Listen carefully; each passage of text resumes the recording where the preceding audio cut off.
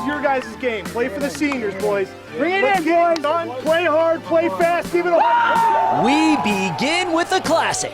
Monday's Division I Boys Lacrosse Regional Semifinal out in Howell.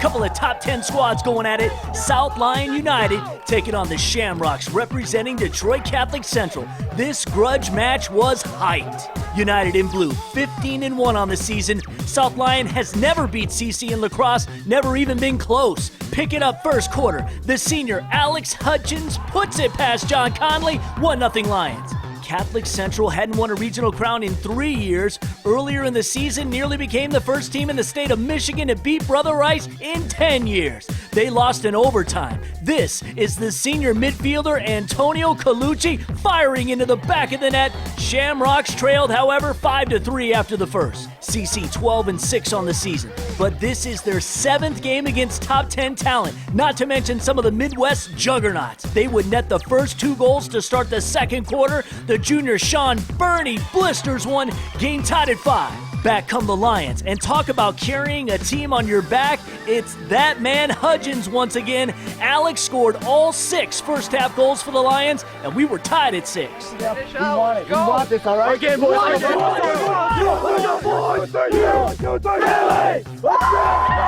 South Lyon United scoring would spread out in the second half. This is the junior Zach Woods on the break. He nets one of his 2 goals in the second stanza. United once again capitalizing on the break. Senior attacker Patrick McKay put the Lions up 10-7 heading into the 4th. But the Shamrocks not going out like that. Under 5 to go. Burney to the senior Adam Finley. We were tied at 10 after regulation.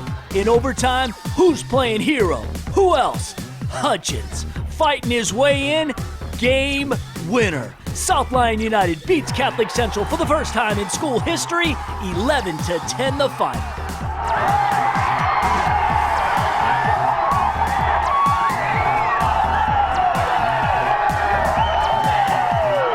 Feels great. It's been our goal since day one to make it to the regional finals and beat CC, so it feels great. To Rochester we go for a Division I Soccer District semifinal. Rochester Adams taking on the undefeated Eagles of Utica Eisenhower. At the end of the season, 2 Rochester schools ranked in the top 10 in the state, but Adams wasn't one of them. Fresh off a 2-1 win over second-ranked Stony Creek, midway through the first half, Ike sophomore Isabel Pelazzola with speed, but Adams freshman goalie Olivia Argeros up to the task. At just 15 years old, she's already arguably one of the best keepers in the state. This game remained knotted at 0s into intermission. Second stanza now. Free kick for Adams, and it's Laura Idarosa with the boot towards traffic. Superlative strike, but off the crossbar, and Eagles out of danger. Still, we had no score. But at the 31-38 mark, Adams Jr. Tiffany Buckler broke the scoreless drought, and here, Jenny Razonki shopping for insurance just wide. The Highlanders maintained a 1-goal advantage. Late stages of the contest now. MAC Red champs for the 4th year in a row. Eisenhower with one last shot at saving their season. Terrific long lead pass from Pelazzolo to senior Keisha Conquest, but too strong and time would run out on the Eagles. The Highlanders knocking off their 2nd straight top 5 adversary. 5th ranked Eisenhower falls to Rochester Adams 1-0.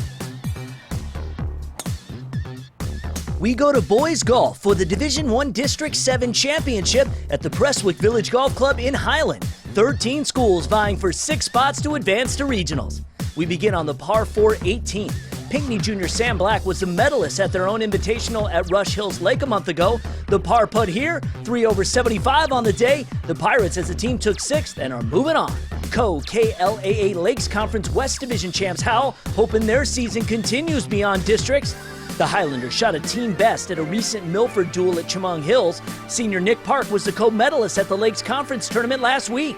13th hole, draining the par putt. He also shot a 75. Howell advances, finishing 5th. Novi came into the regionals ranked 9th in Division I and the KLAA Central champs.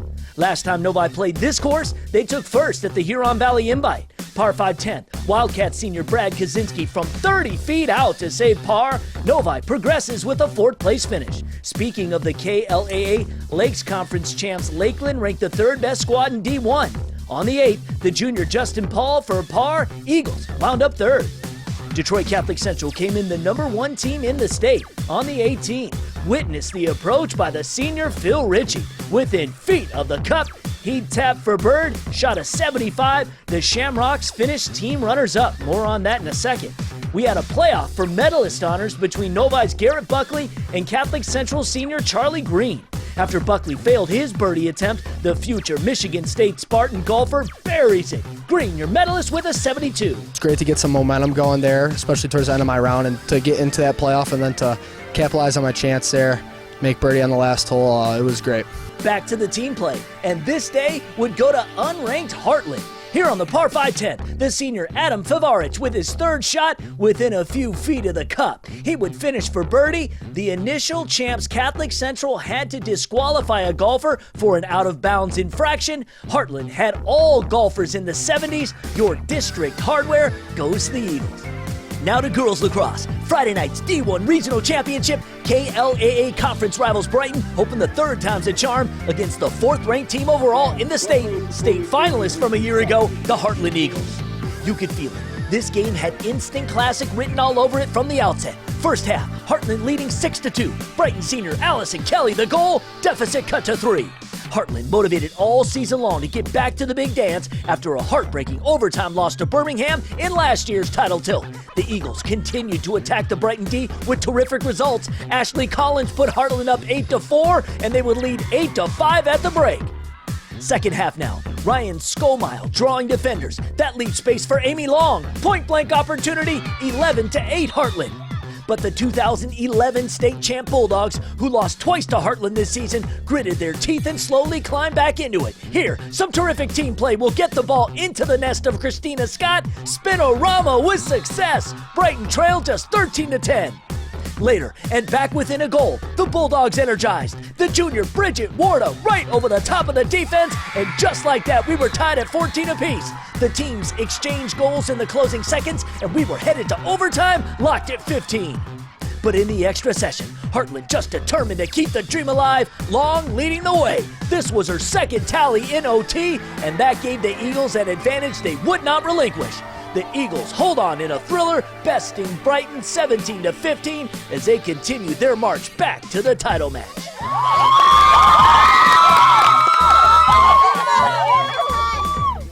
The high school highlights are presented by Metro PCS. Wireless for all. Thank you very much.